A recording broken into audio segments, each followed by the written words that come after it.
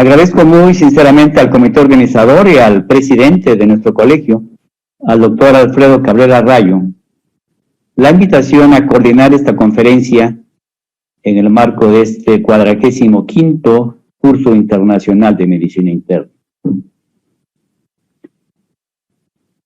En los 45 años de cursos y congresos del colegio, la inmensa mayoría de las ponencias se han enfocado a la terapéutica.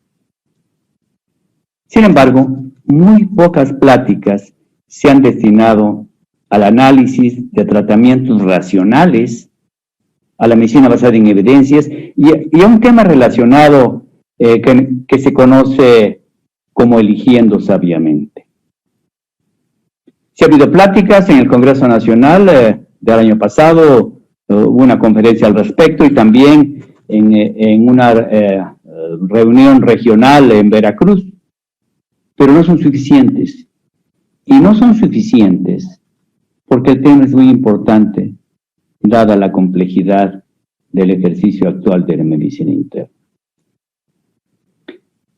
Además, este tipo de conferencias no son exclusivamente informativas, sino también son formativas, de manera que es muy importante que le escuchen los futuros especialistas en medicina interna.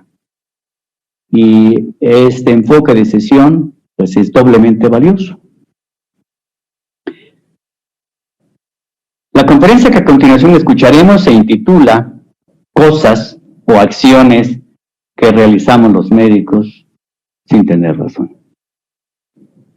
Estará impartida por el doctor Leonard Feldman, de quien me voy a permitir presentar parte de su currículum.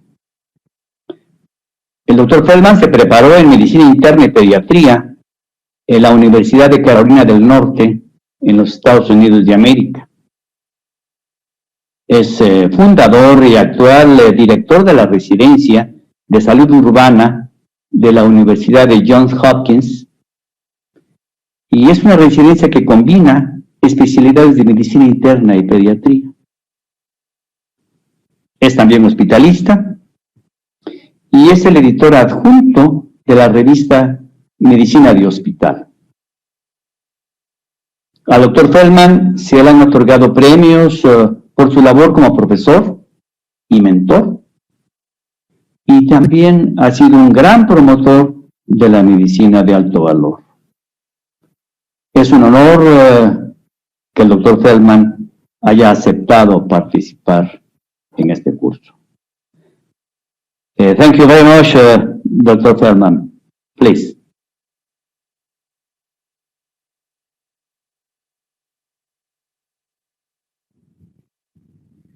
Muchas gracias, doctor Araiza, por esta muy amable presentación. Se lo agradezco mucho. Me da mucho gusto estar aquí con ustedes virtualmente en México. Estaba yo muy entusiasmado para viajar a México para este congreso y lamento mucho no poder estar con ustedes, pero me da mucho gusto dar esta conferencia virtualmente. En la siguiente hora les voy a hablar de las cosas que hacemos por ninguna razón. Esta es una plática que he dado en diferentes contextos desde el año 2012. Empecé dándola a la Sociedad de Medicina Hospitalaria y hemos ido cambiando los temas de las razones o las cosas que hacemos por ninguna razón, y es interesante presentar esta conferencia de las cosas que hacemos sin ninguna razón ante ustedes. No tengo declaraciones de conflicto de interés, como dice la caricatura, no soy delincuente, ni tampoco tengo conflictos financieros o conflictos de interés. Pero sí tengo un interés en invitarlos a todos para que participen a la Alianza Académica de Práctica de Alto Valor. Se llevará a cabo en Baltimore en octubre de 2021. Es una organización de la Alianza Académica de la Práctica de Alto Valor, que es una organización que inicialmente era nacional y ahora se ha vuelto internacional en los últimos 2 años. Estamos muy entusiasmados y nos gustaría tener participantes de México en nuestra siguiente reunión. Si les interesan los cuidados de alto valor, es el lugar donde hay que estar en octubre de 2021. Otra declaración que debo hacer es que soy coeditor y editor fundador de Cosas que hacemos sin ninguna razón, que es parte de la revista de medicina hospitalaria llamada Decisiones Inteligentes. Es una revista mensual. Hemos abordado diferentes temas de todas las cosas que hacemos sin ninguna razón y siempre estamos buscando temas nuevos, por lo que si les interesa pueden escribirme un correo electrónico al que aparece, el primero que aparece allí, o bien pueden mandarme un correo privado que es el que está abajo. Me encantará recibir información de ustedes sobre los temas que se les puedan ocurrir y podemos trabajar para escribir uno de estos artículos. Les podemos ayudar mucho para escribirlo. Los objetivos de esta plática son, en primer lugar, quiero resumir por qué proporcionar cuidados de alto valor es difícil. Quiero mencionar prácticas de bajo valor o también llamadas cosas que hacemos sin ninguna razón y vamos a hablar de cómo trazar un camino hacia los cuidados de alto valor. En Estados Unidos, y me imagino que esto ocurre también en México, gastamos mucho dinero en servicios de salud. En Estados Unidos gastamos 3.6 trillones de dólares al año, esto de acuerdo con datos de 2018. Todavía no tenemos los de 2019, pero 2018 es el último dato y es de 3.6 trillones de dólares. Representa casi el 18% del Producto Interno Bruto de Estados Unidos. El gasto en salud aumentó 4.6% respecto al año previo, entre 2017 y 2018. Cuando empecé a dar estas pláticas en 2012, el gasto era menos de $10,000 por persona en promedio en Estados Unidos, con 330 millones de población. Ahora estamos gastando más de $11,000 en este periodo tan breve, ha aumentado mucho. Medicare también ha crecido en Estados Unidos. El gasto es 750 billones de dólares. Medicaid, 597 billones. Los seguros privados son los que representan el mayor gasto, 1.243 trillones. Algo que me preocupa mucho en Estados Unidos es el gasto del bolsillo que sigue aumentando. Es de casi 400 billones de dólares, lo que incluye las pólizas de seguros con deducibles muy altos que tienen mucha gente en Estados Unidos. Son pólizas con deducible donde hay que pagar $4,000, $6,000, incluso antes de que el seguro empiece a ayudarles o a pagarles. Ni siquiera debería llamarse seguro. Esto lleva a que la gente haga cosas como, por ejemplo, llevar a su hijo al departamento de urgencias, pero se quedan en el automóvil esperando a ver si la exacerbación del asma mejora con el tratamiento que le están dando al niño en el automóvil antes de decidir llevar al niño a urgencias e incurrir en gastos de su propio bolsillo porque tienen que pagar el deducible. Y después el gasto hospitalario, que es donde yo trabajo. Gastamos una tercera parte del gasto de salud en hospitales, alrededor de 1.2 trillones. La mayor proporción de lo que pagan los pacientes en Estados Unidos, y seguramente ocurre lo mismo en México, es las visitas a urgencias. Destaco el caso de la familia que espera fuera de urgencias con el niño con una exacerbación de asma. Y diríamos que las hospitalizaciones vienen en segundo lugar y todas las pruebas de imagen como resonancia magnética. Son los tres rubros de mayor gasto. Claro que desde luego que las personas pagan mucho más facturas por visitas o por consultas externas, pero ni siquiera no se acercan a lo que se paga por las visitas a urgencias, hospitalizaciones o estudios de imagen. Antes de proseguir, creo que necesitamos definir el valor. Y en este caso, valor, como yo lo definiría, sería en el numerador la calidad de los cuidados para los pacientes, la seguridad, la experiencia y los resultados, todas las cosas buenas que queremos que ocurran. El denominador incluiría los costos personales y financieros en que incurre un paciente. Una de las cosas que quiero que piense la gente no es únicamente el costo que tiene el procedimiento, una terapia, un medicamento, el costo que se paga directamente. Creo que hay que considerar también el costo que va a ocurrir subsiguientemente. Por ejemplo, cuando se pide un estudio de imagen, de allí otro estudio de imagen derivado de este, o un laboratorio que lleva a otra prueba de laboratorio, que lleva a un estudio de gabinete, a una cirugía, y esta lleva a un mal desenlace que quizás ni siquiera estaba indicada. Siempre me preocupan todos estos efectos que ocurren más adelante. Otra definición sencilla es del Instituto de Medicina. El mejor cuidado para el paciente con el resultado óptimo para las circunstancias y prestado o proporcionado con el precio correcto. Es otra manera en que podemos definir el cuidado de alto valor. En Estados Unidos, Andrew Hackbarth y Don Berwick se preguntaron si tenemos dispendio en nuestro sistema. Esto fue alrededor de 2012, cuando gastábamos 2.5 trillones de dólares en gasto en salud. Y Berwick y Hackbarth pensaban que en el extremo alto, del lado alto de sus estimaciones, había alrededor de 1.25 trillones de dólares del gasto de salud. Era dispendio, por ejemplo, cuando no se proporcionaba el cuidado correcto, no había coordinación en los cuidados, o por complejidad administrativa, por mala fijación de precios, etcétera. Todo esto equivalía a 1.25 trillones. Esto en un extremo. 1.25 trillones de dólares es la mitad de 2.5 trillones que era el gasto total en salud en el año 2012. Ellos pensaron que alrededor del 50%, con la estimación alta, podría representar dispendio dentro de nuestro gasto en salud en Estados Unidos.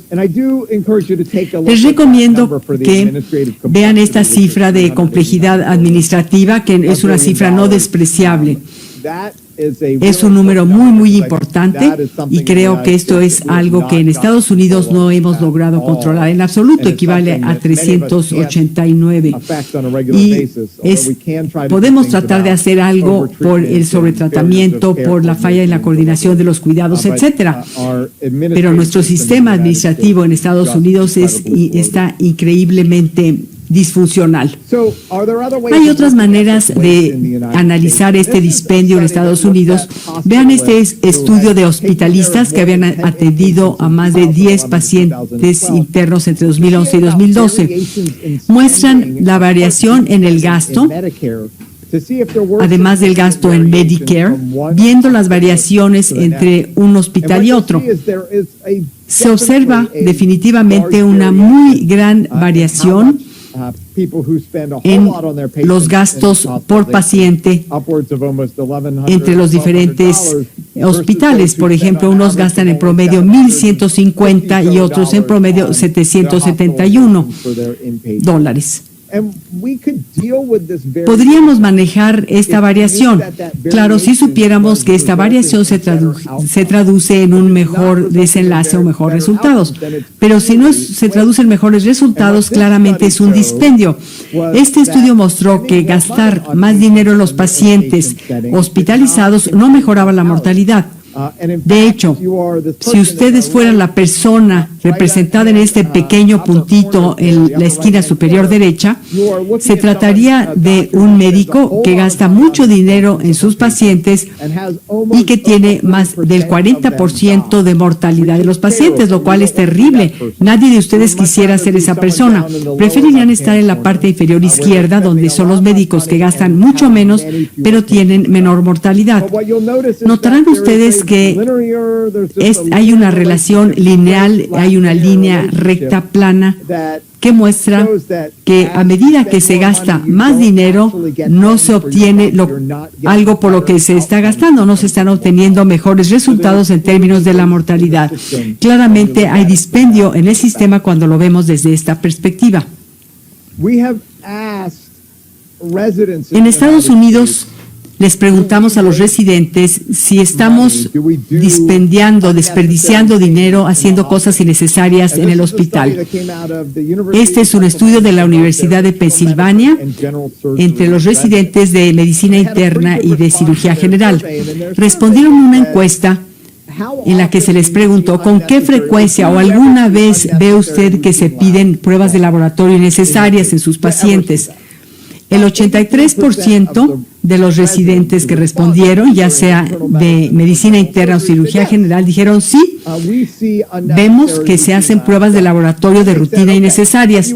Y después se les preguntó, ¿con qué frecuencia ocurre esto? Alrededor de la mitad dijeron que esto ocurría diariamente. Todos los días estamos haciendo pruebas de laboratorio innecesarias y dispendiosas.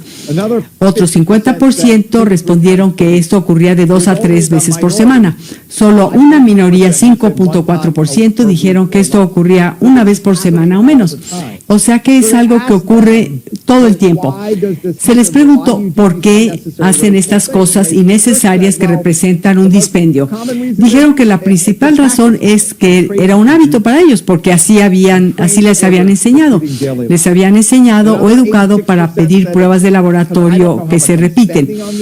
Otros porque no sabían lo que eso costaba. 76% dijeron, bueno, me preocupa que el médico tratante me pida información y que yo no la tenga. Y otros 67% dijeron porque no damos cuidados conscientes o no tenemos un modelo a seguir. Todo esto se reduce a una cultura, es una cultura de una práctica dispendiosa.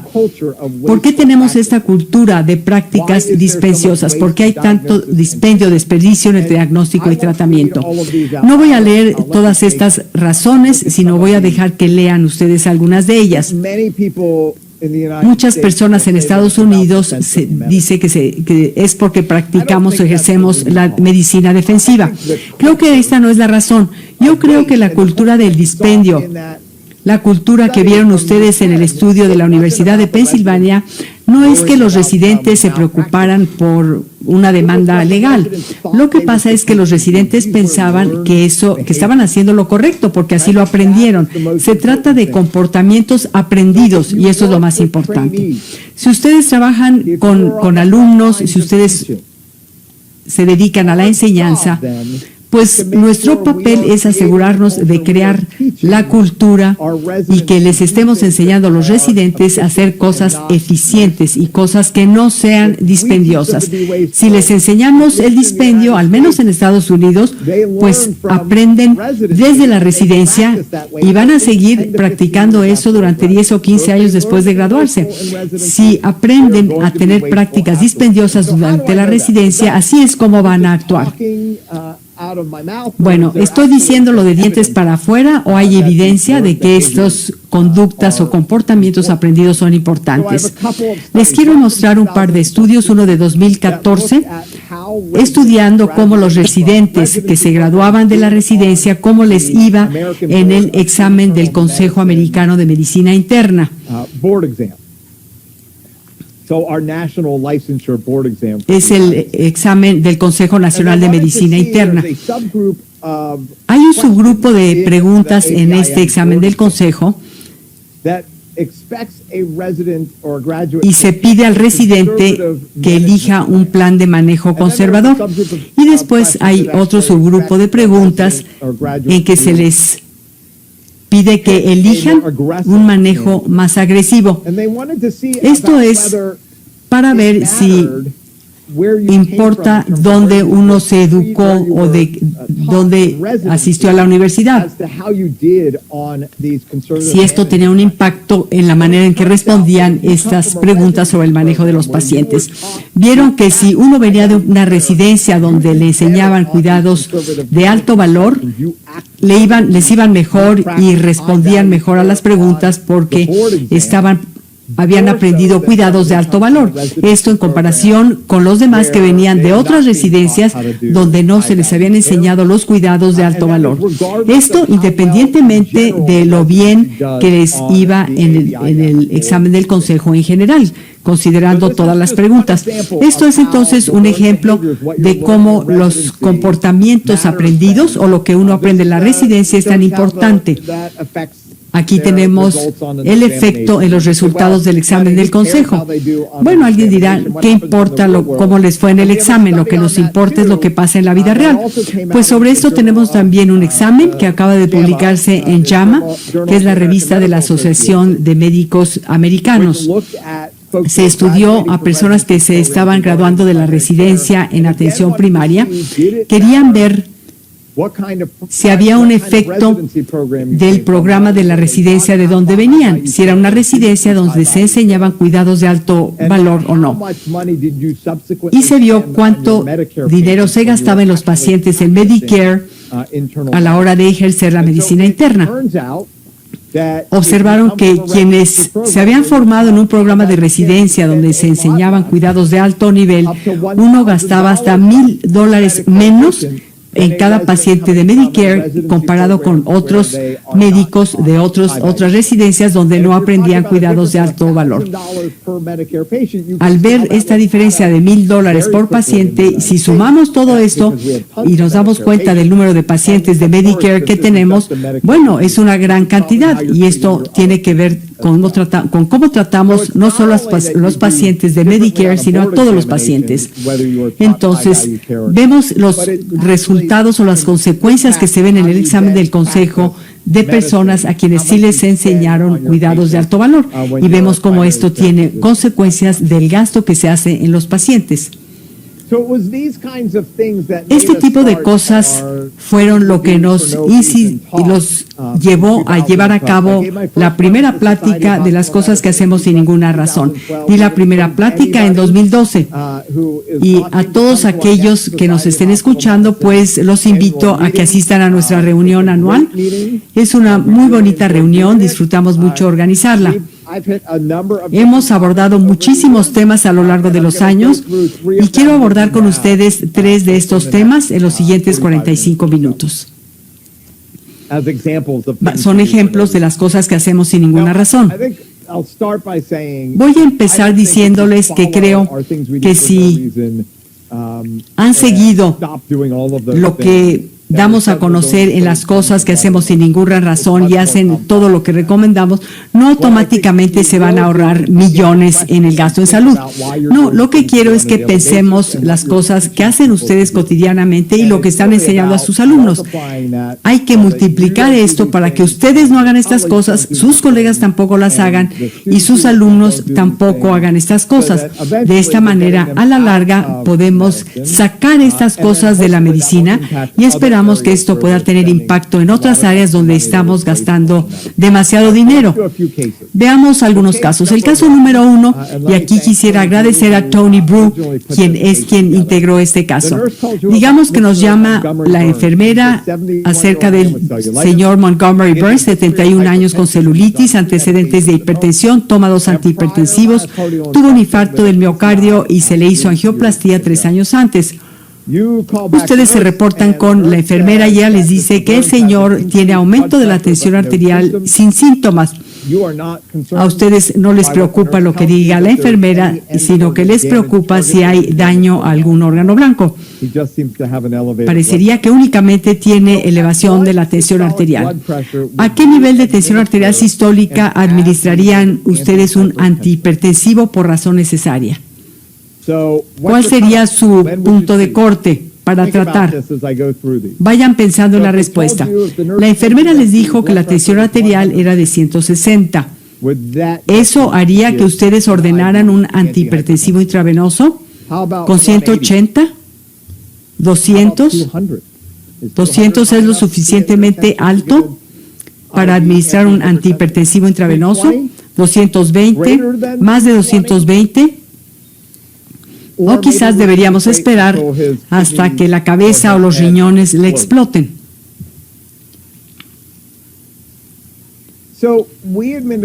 Administramos antihipertensivos por razón necesaria para emergencias hipertensivas todo el tiempo.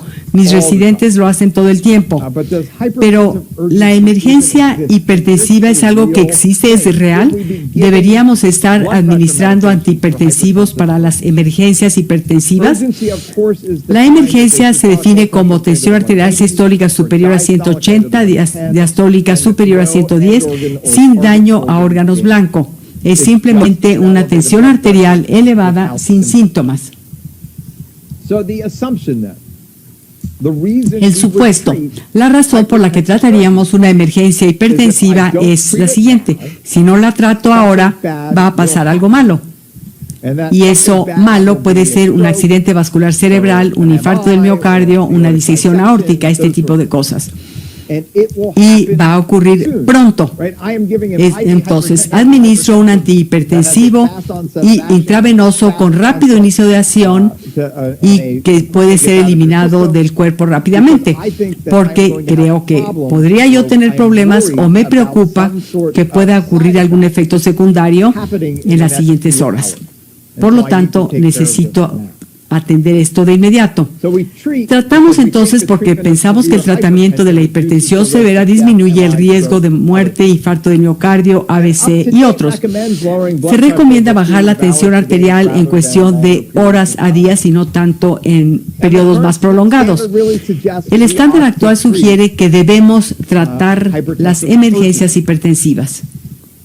Y lo más importante, lo hacemos porque las enfermeras y enfermeros nos llaman y nos llaman y nos llaman diciéndonos que la tensión arterial del paciente está elevada y preguntándonos qué es lo que vamos a hacer. Veamos ahora dos estudios que cuestionan la razón por la que tratamos las emergencias hipertensivas como una emergencia dentro del hospital. Este es un estudio de 1967, fue uno de los primeros estudios sobre el tratamiento de la hipertensión. Es un estudio de la Administración de Veteranos de Estados Unidos. Un total de 143 pacientes con hipertensión diastólica severa. En esa época pensábamos que la hipertensión diastólica era la más importante. Se les trató con fármacos antiguos como hidroclorotiazida, que seguimos utilizando, reserpina, que ya no usamos mucho, e hidralazina, que utilizan mis residentes todo el tiempo. A otros se les dio un placebo. Pueden ver que al momento del reclutamiento los pacientes tenían tensión arterial grado B, pero recuerden que es un estudio con pacientes externos y reclutaron a pacientes con tensiones arteriales realmente locas. Estas cifras de tensión arterial cumplen con la definición de una emergencia hipertensiva.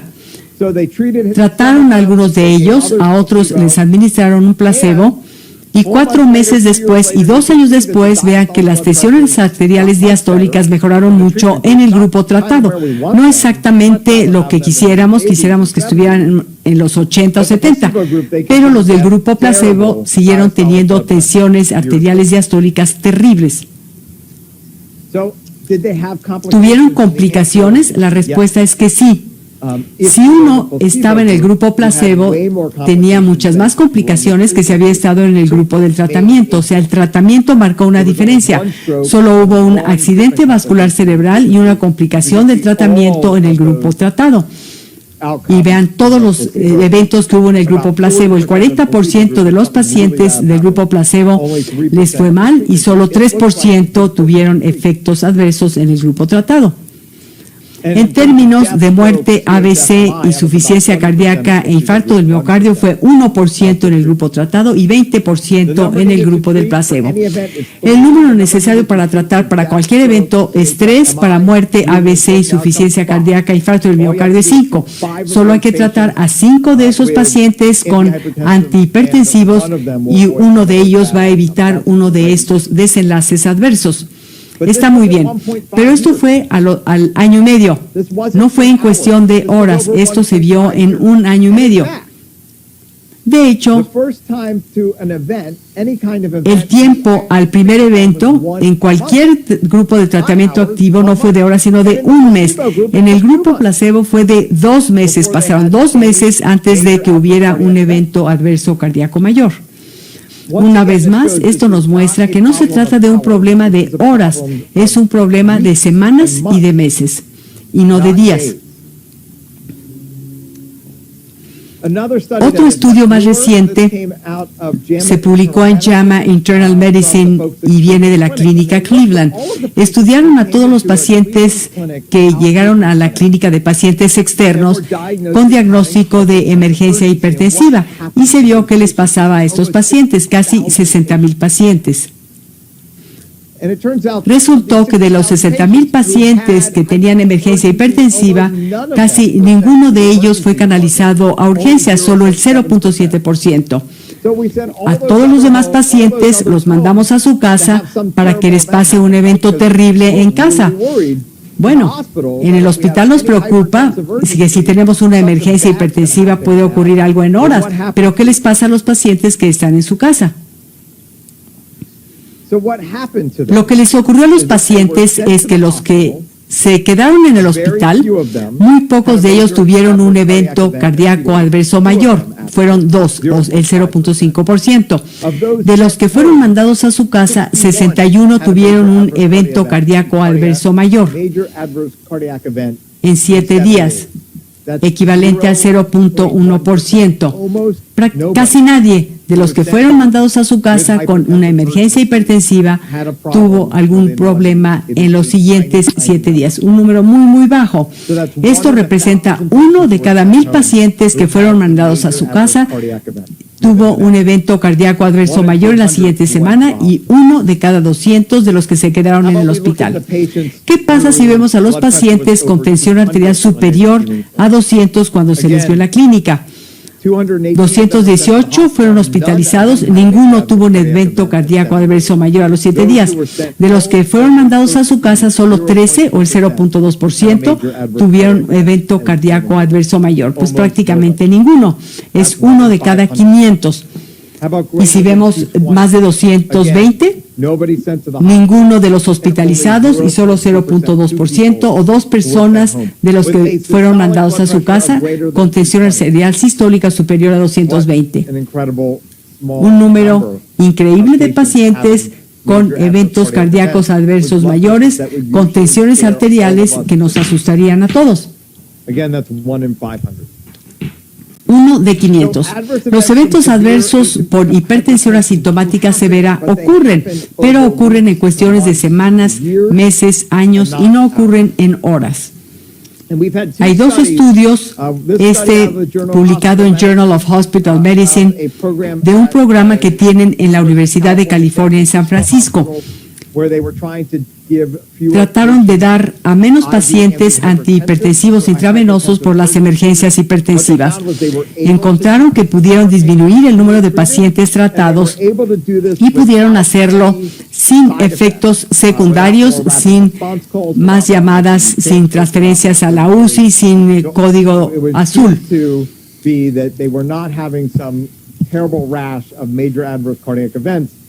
Vieron que no tenían ni un rash cutáneo, ni un evento cardíaco adverso mayor por no haberles dado antihipertensivos intravenosos.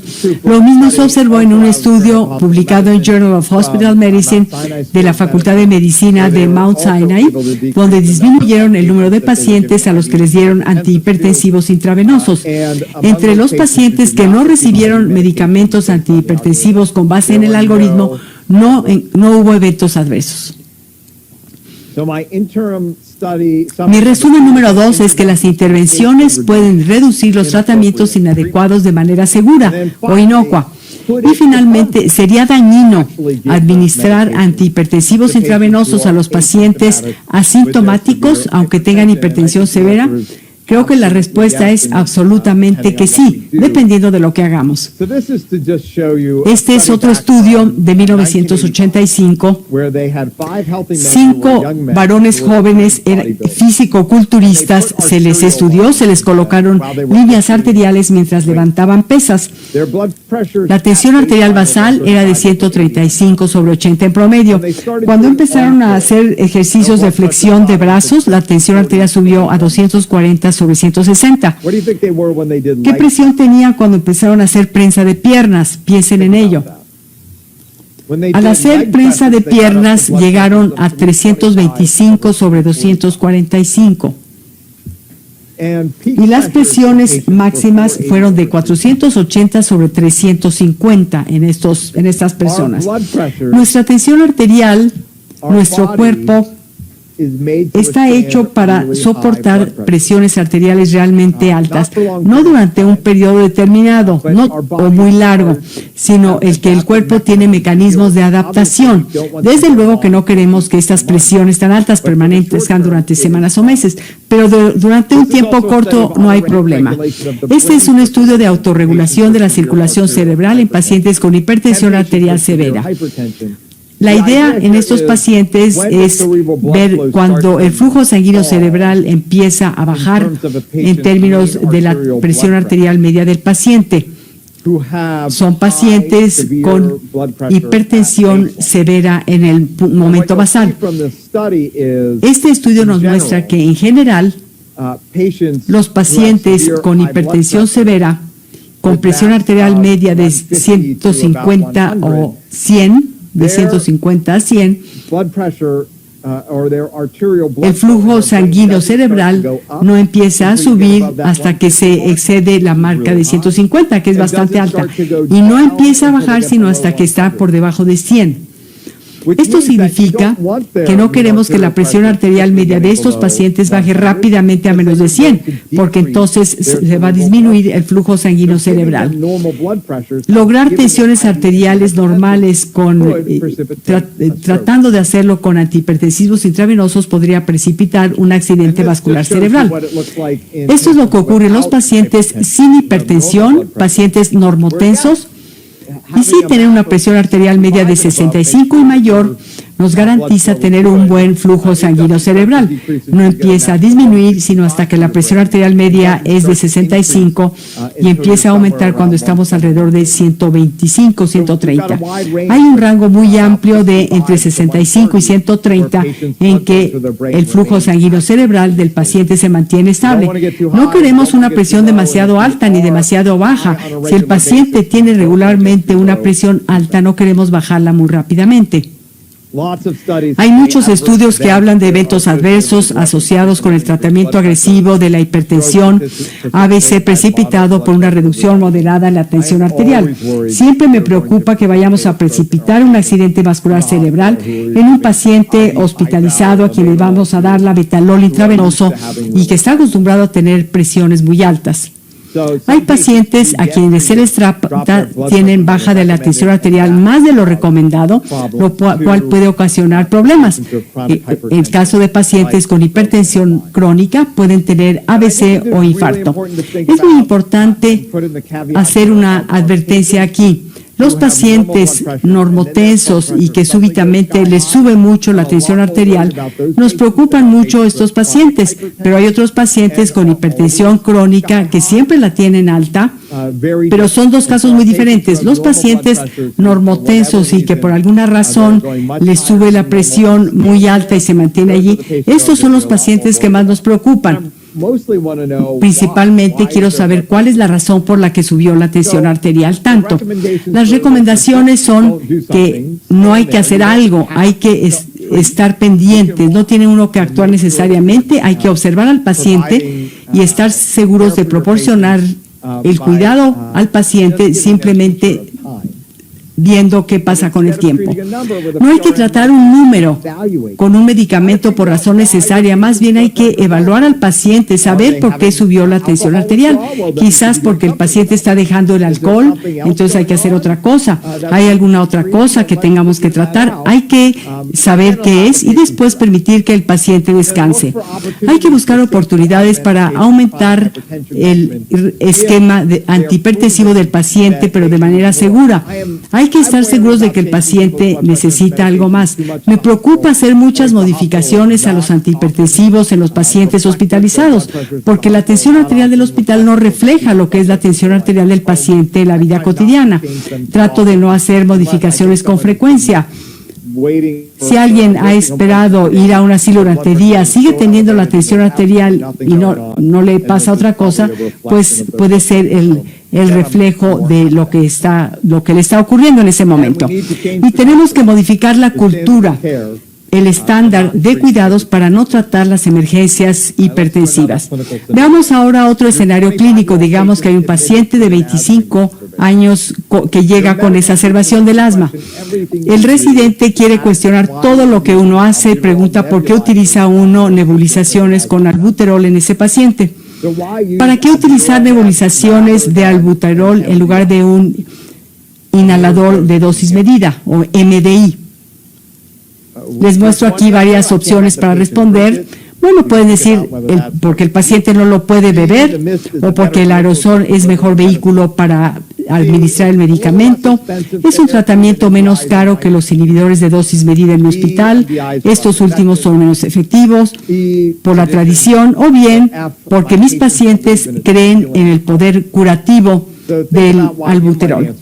Piensen cuál sería su respuesta de por qué utilizar nebulización de albuterol en lugar de inhibidor de dosis medida, o quizás usen estos últimos regularmente.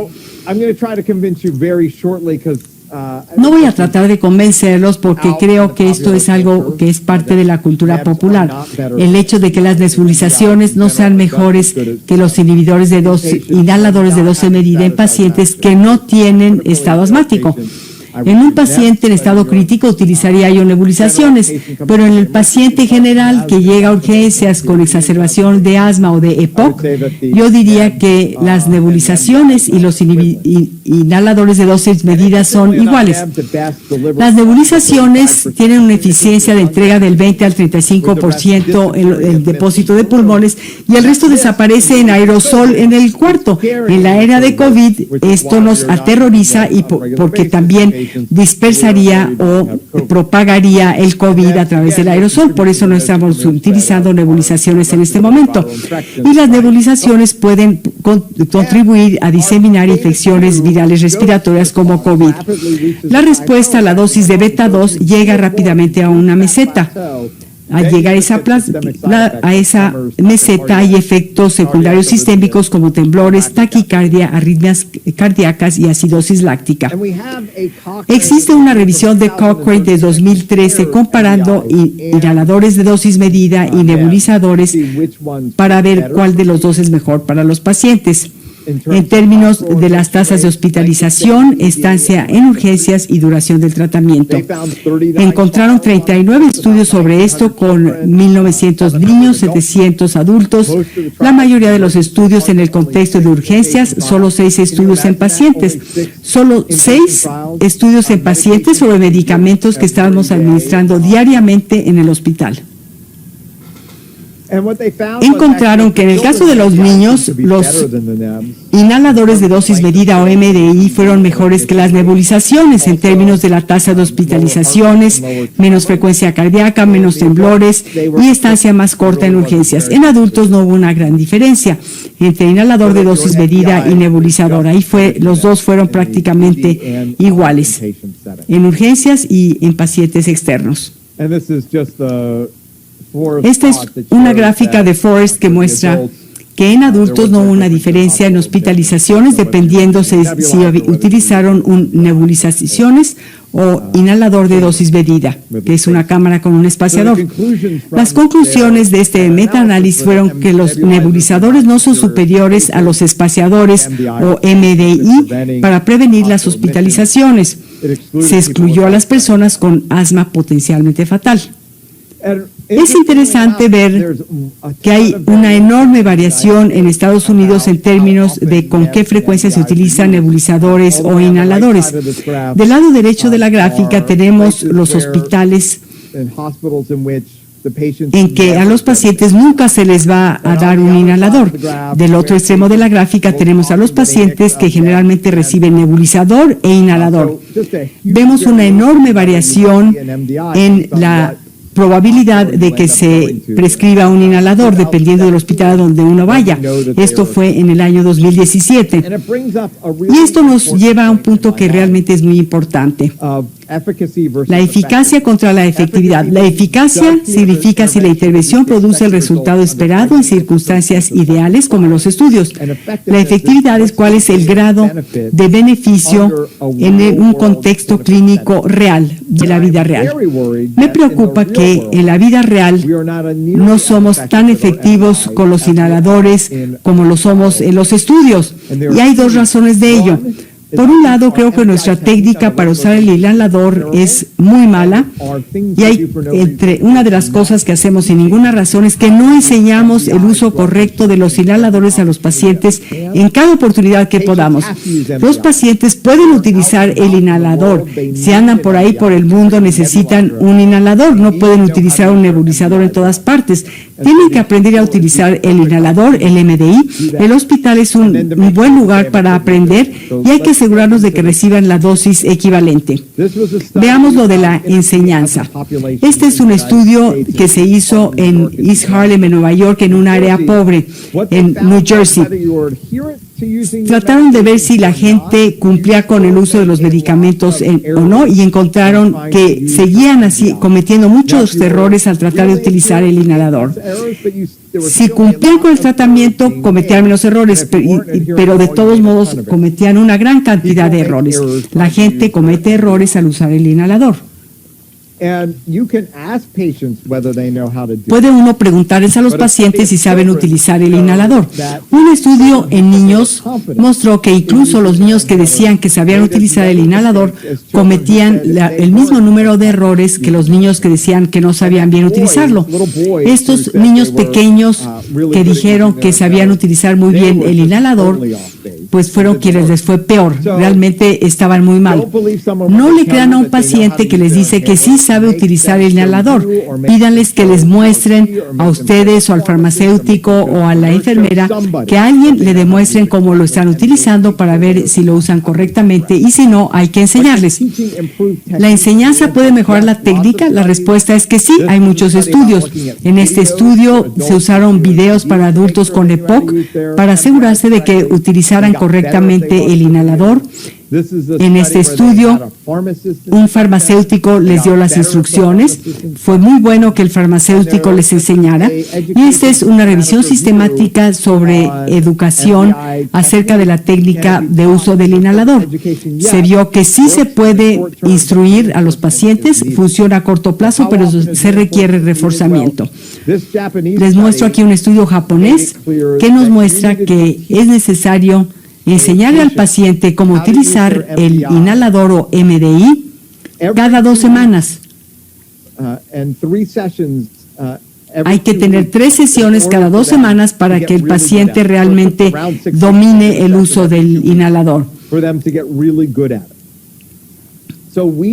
Debemos dar esta enseñanza múltiples veces mientras el paciente está en el hospital, asegurándonos de que sepan utilizarlo y hay que repetirlo esto constantemente. Y cada vez que venga el paciente hay que volver a enseñarle. Una mejor técnica mejora los resultados. Si uno tiene una buena técnica pero el resultado es igual, pues entonces no importa. La respuesta es que sí, con una mejor técnica los resultados son mejores. Estos son niños de Turquía con asma, 32 pacientes. Una enfermera neumóloga les enseñó cómo utilizar el inhalador. Tuvieron mejores puntajes en el cuestionario de control del asma y en el puntaje de síntomas de asma si habían aprendido a utilizar el inhalador de dosis medida. También se aplica esto a los adultos con asma y EPOC. Les muestro aquí un metaanálisis de 2019 que muestra la enseñanza a adultos mayores a utilizar el inhalador y se ve que cuando lo aprendieron a utilizarlo efectivamente, bajó la tasa de exacerbación, mejoró la tasa de desempeño del inhalador. Esto no afectó la calidad de vida ni la función respiratoria, pero permitió manejar mejor las exacerbaciones y estas disminuyeron, lo cual es muy bueno. Otra cosa que impacta la efectividad es la dosis equivalente. ¿Qué es lo que le decimos a los pacientes cuando se van del hospital sobre cuántas veces deben utilizar el inhalador si tienen disnea? La mayoría de nosotros diría 2 disparos. Utilice 2 disparos cada vez que tenga disnea. Resulta que 2 disparos no se acerca a la dosis equivalente de una nebulización. Quizás se diga que las nebulizaciones son más efectivas porque el paciente está recibiendo una dosis más alta, pero resulta que una nebulización es más equivalente como a 4 a 8 disparos de un inhalador. Y en el estudio se aplicó cada 10 a 15 minutos. Entonces, si tú le dicen al paciente que use nebulizaciones, si van a utilizar un inhalador, hay que decirle que tienen que aplicarse de 4 a 8 disparos si tienen disnea. Mis conclusiones al respecto: las nebulizaciones y los inhaladores son equivalentes en el hospital y en los pabellones de acuerdo con el estudio, pero hay que asegurarse de que el paciente use la técnica correcta para usar el inhalador, y siempre hay que reforzar la buena técnica. Hay que asegurarse de que la dosificación sea similar a la de los estudios que se han realizado. Y quizás sea necesario utilizar otros factores que la efectividad para decidir si van a prescribir nebulizaciones o inhalador.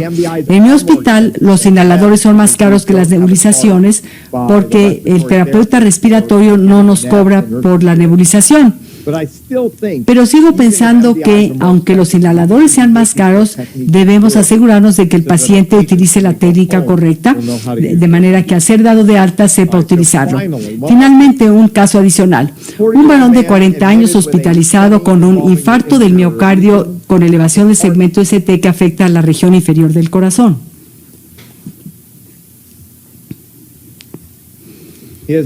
Se le hace angioplastia exitosa, pero la troponina I llega a un máximo de 20.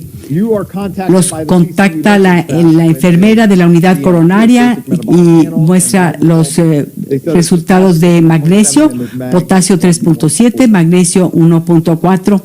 La enfermera dice: no activa usted los protocolos de reemplazo de potasio y magnesio. ¿Va usted a darle una pulida a los electrolitos? Bueno, ¿cuál es la mejor respuesta si les preguntan si van a pulir los electrolitos? A, decir sí, claro que lo voy a hacer, voy a asegurarme de reemplazar el potasio para que sea igual o mayor a 4 y magnesio igual o mayor a 2. O puede decir, vamos a poder verificar primero el magnesio y BMP, o preguntar si el paciente ha tenido arritmias, quizás eso pudiera modificar la decisión. No estoy seguro de que esto le sirva al paciente, o ¿no hay aquí un residente al que usted debería haber llamado? ¿Qué es lo que nos dicen las guías? Las guías de 2013 sobre STEMI nos dicen que hay que prevenir la taquicardia y la fibrilación ventricular para corregir las anormalidades de electrolitos y ácido base. No nos dicen cómo, simplemente nos dicen que tenemos que corregir. El Consejo Nacional de Potasio en las Prácticas Clínicas, no sé si algunos de ustedes son miembros de este consejo, es la primera vez que oigo de este consejo. Dicen que los pacientes con arritmias cardíacas tienen que tener potasio superior a 4 y hay que darles magnesio al mismo tiempo. McDonald y colaboradores en 2004 dicen hay que mantener un potasio sérico por encima de 4.5 durante un infarto agudo del miocardio. Habría que dar 5.5. ¿De dónde proviene todo esto? ¿Cuántos de ustedes piensan cuando estaban formándose, a cuántos les dijeron que el potasio tenía que ser igual o mayor a 4 en pacientes con infarto agudo del miocardio o infarto del miocardio sin elevación del segmento ST o insuficiencia cardíaca? ¿Cuántos de ustedes les enseñaron eso? Ello provino de estudios como este de mediados de los 80. Es un estudio de taquicardia ventricular donde vieron el nivel de potasio al momento de la hospitalización en 60 pacientes que llegaron a la unidad coronaria. Llegaron dentro de las 12 horas siguientes al primer infarto agudo del miocardio. Vean ustedes los criterios de exclusión. Todos los pacientes recibieron diazepam oral, oxígeno, morfina y no recibieron suplementos de electrolitos. Obviamente que nuestro tratamiento ha cambiado significativamente desde mediados de los 80. Ahora ningún paciente recibe diazepam. Cuestionamos si hay que darles oxígeno y seguimos dando morfina. El momento de la admisión se mide los electrolitos y se hace electrocardiograma continuo. Querían saber si había más arritmias en los pacientes con un menor nivel de potasio al momento de la hospitalización, taquicardia ventricular y PVC. Lo que vemos aquí es que, de hecho, si el potasio está más bajo, la probabilidad de taquicardia ventricular es mayor. A medida que sigue subiendo el potasio, la probabilidad de taquicardia ventricular es menor. Es interesante ver la gráfica del lado derecho que muestra que hubo algunos pacientes sin taquicardia ventricular pero que tenían bajo potasio, otros pacientes que tuvieron un potasio normal pero tuvieron taquicardia ventricular. Claro que esto no es perfecto, ¿no? El hecho de que el potasio es lo único necesario para asegurarse de que alguien no tenga taquicardia ventricular. La conclusión del estudio fue que en términos de variables predictivas independientes de taquicardia ventricular, el potasio incluyeron el potasio sérico al momento de la admisión y la edad. Fueron las dos variables más importantes. Son estudios como este que nos han llevado a decir, sí, hay que reemplazar los electrolitos asegurándose de que el potasio sea igual o superior a 4. Pero desde luego que hay grandes limitaciones en estos estudios, que son de mediados de los 80, porque actualmente utilizamos betabloqueadores, terapia de reperfusión en urgencias y manejo invasivo. Y los estudios que hay son pequeños y se enfocaron en arritmias y no en mortalidad. Fue hasta 2012 que tuvimos un estudio de Goyal y colaboradores que se publicó en JAMA. Fue entonces que nos empezamos a cuestionar la mentalidad de que hay que darle una pulida a los electrolitos. Incluyeron a casi 40,000 pacientes con infarto agudo del miocardio entre 2000 y 2008. Tuvieron infarto confirmado por biomarcadores y se midió el potasio sérico al menos una vez en el hospital. Este estudio se hizo en hospitales de todo Estados Unidos, representando todas las regiones y todos los tamaños de hospitales. Estudiaron el potasio al momento de la admisión y ustedes dirán, ¿qué tiene que ver el potasio sérico al momento de la admisión con lo que ocurra durante la hospitalización? También se midió la media del potasio sérico post-hospitalización. El potasio es algo que se utiliza en todos los estudios, entonces decidieron agregar la cifra de potasio sérico post-admisión. Se vio qué eventos habían tenido los pacientes y se trató de encontrar la relación entre los niveles de potasio y los eventos o resultados de los pacientes. Estudiaron la mortalidad o la fibrilación auricular o paro cardíaco. Si el potasio estaba entre 3.5 y 4.4, la mortalidad era la más baja y el riesgo de fibrilación ventricular o paro cardíaco era bajo. Si bajaba por debajo de 3.5, subía la mortalidad y el riesgo de fibrilación o paro subía. Y si era de más de 4.5, el riesgo de mortalidad subía. Para un nivel de 5, el riesgo de mortalidad o fibrilación auricular era realmente alto. Es una curva en forma de U, particularmente la de la mortalidad, que muestra que si el potasio es demasiado bajo, por debajo de 3.5, o demasiado por encima de 4.5, esto parecería traducirse en mayor mortalidad y paro cardíaco. El punto óptimo es entre 3.5 y 4.5. Este es de otro estudio que se hizo en Turquía con pacientes con infarto con elevación del segmento ST. Vean la curva en forma de U. Si el potasio es demasiado bajo, por debajo de 3.5, aumenta la mortalidad y arritmia. Y si el potasio está por encima de 4.5, aumentan ambas. Este es un estudio de Japón que muestra algo similar. Este es un estudio en pacientes con infarto sin elevación del segmento ST, es de 2017, y de nuevo muestra que la muerte cardiovascular a los 14 días es más alta si el potasio llega a estar demasiado bajo o demasiado alto. Y la muerte cardiovascular a un año, vemos cómo es alta si el potasio es demasiado bajo o demasiado alto. De nuevo, de 3.5 a 4.5 parece ser el rango óptimo. Un metaanálisis de todo esto publicado en 2018 parece mostrar que si el potasio está por debajo de 3.5 aumenta la mortalidad y de nuevo un nivel entre 3.5 y 4.5 es correcto en términos de la mortalidad. Lo que debemos recordar de esto es que queremos mantener niveles de potasio sérico entre 3.5 y 4.5. que es más recomendable que mantenerlos entre 4 y 5. Todo esto se basa en estudios observacionales, pero son mejores que los estudios previos de los que están basadas nuestras guías, porque no tenemos estudios aleatorizados controlados. Sería muy bueno tenerlos. Los pacientes con insuficiencia cardíaca sabemos que tienen problemas cuando el potasio está por debajo de 3.5. Muchas veces estamos dando medicamentos que ocasionan pérdida de potasio.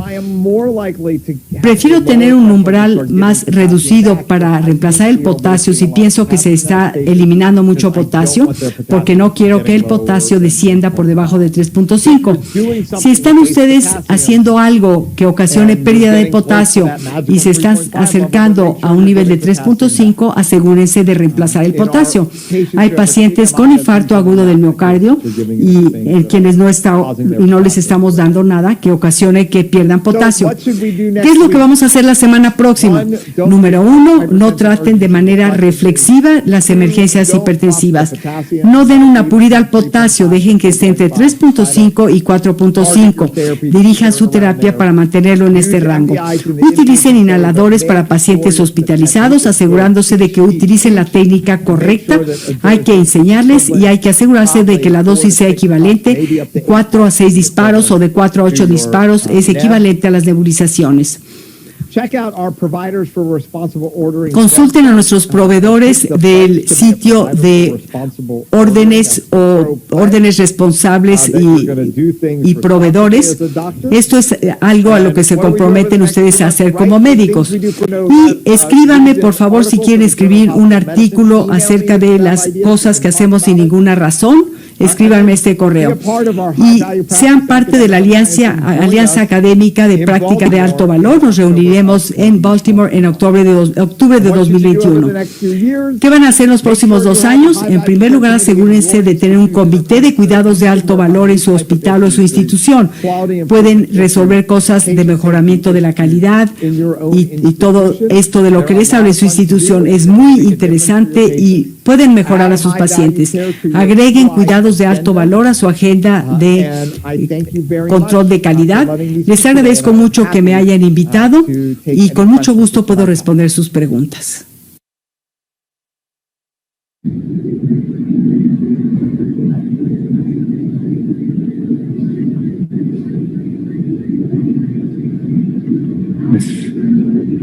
Muchas gracias, doctor Feldman, por su espléndida conferencia.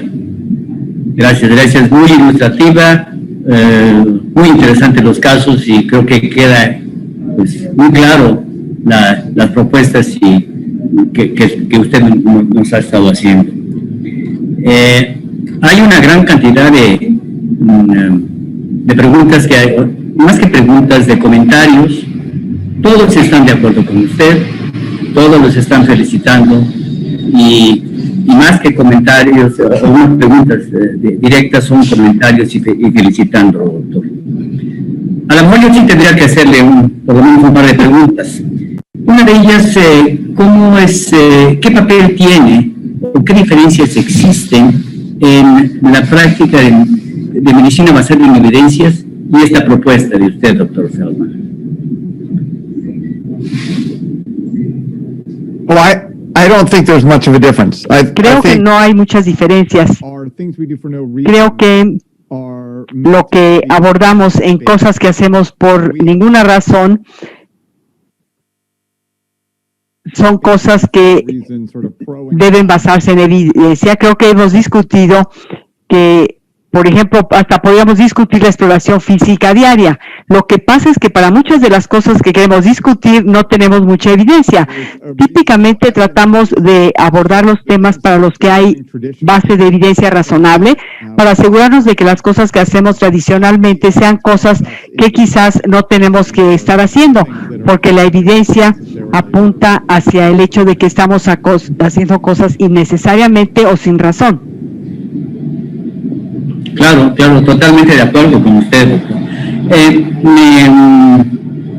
Y ahora es casi inevitable hablar de COVID.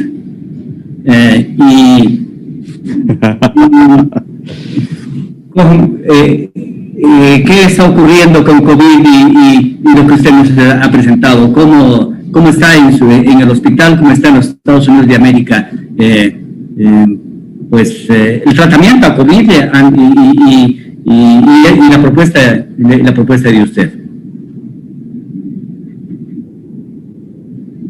Otra vez. Es difícil evitar abordar la COVID en estos momentos. Para quienes me estén escuchando, les recomiendo que lean el Journal of Hospital Medicine, la revista de medicina en los últimos meses sobre cuestiones relacionadas con COVID.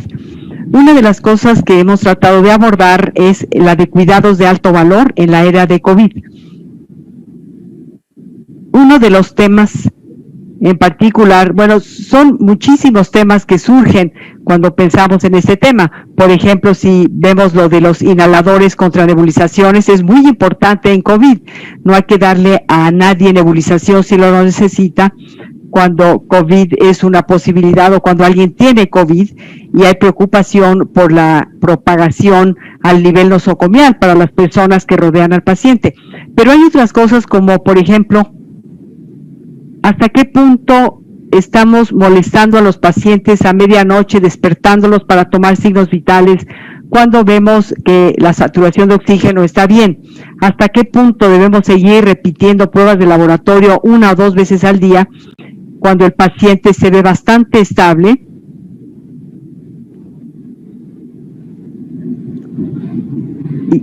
Y queremos asegurarnos además de que nuestro personal no se exponga a la COVID innecesariamente.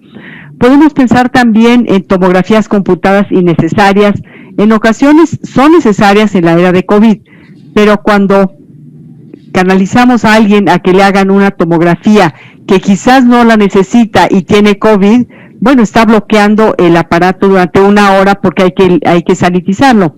Hay muchas cosas en que hay que pensar en términos de a quiénes vamos a exponer a COVID, tenemos que exponernos a COVID, qué tipo de recursos vamos a terminar utilizando. Y una de las cosas que hemos encontrado en Johns Hopkins es que por mucho tiempo, y van a ver ustedes que esto lo publicamos en la serie de las cosas que hacemos por ninguna razón, tenemos un artículo sobre el no utilizar equipo de protección personal, principalmente batas y guantes, en el caso de los pacientes con estafilococo dorado resistente a meticilina. Nunca he podido convencer al Departamento de Epidemiología y Control de Infecciones de Johns Hopkins de que eso es lo que hay que hacer. En la Universidad de California en San Francisco no utilizan batas ni guantes para pacientes infectados con estafilococo dorado resistente a meticilina. Fue necesario COVID para suspender temporalmente el uso de guantes y batas para pacientes con MERSA que no tienen una herida abierta, porque hay poca evidencia de que sirve. Y en este momento lo que queremos es guardar la mayor parte del equipo de protección personal para el contacto con los pacientes con COVID. Totalmente de acuerdo, doctor, porque además de el gasto en salud y de cuidar a los pacientes, bueno, esta propuesta, como lo han comentado la mayoría de los que han ingresado a esta plática, pues habría que generalizarla en todo México, en todos los Estados Unidos, porque, bueno, esto es el reflejo de una muy buena práctica.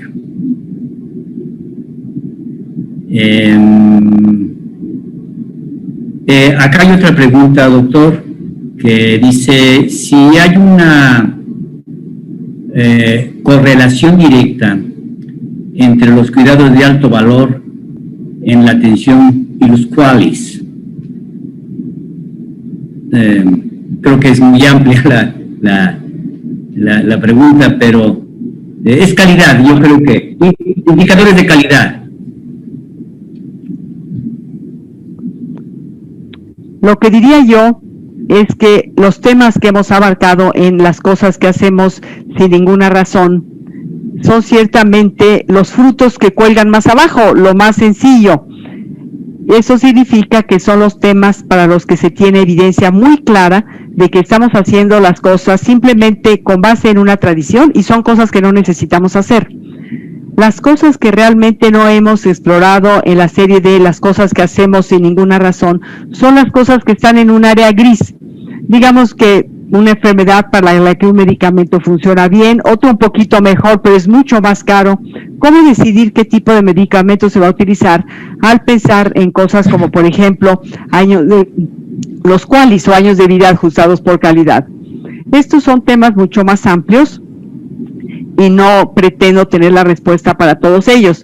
Pero lo menos que podemos hacer es no hacer las cosas para las que tenemos evidencia de que muestra o que no sirven, o quizás hasta que hacen daño, o que están, o que representan un costo, ya sea un costo para el paciente o un costo para el sistema de salud. Claro. Doctor, acá por todos los comentarios que están continuamente llegando, usted ha sido un rockstar en la conferencia, doctor. Pues a nombre de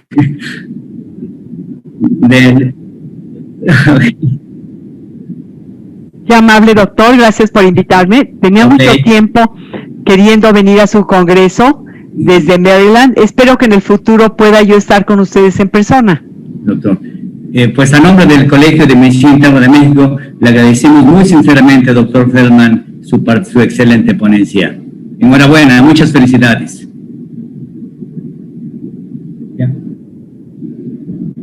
Gracias. Gracias a usted. Gracias.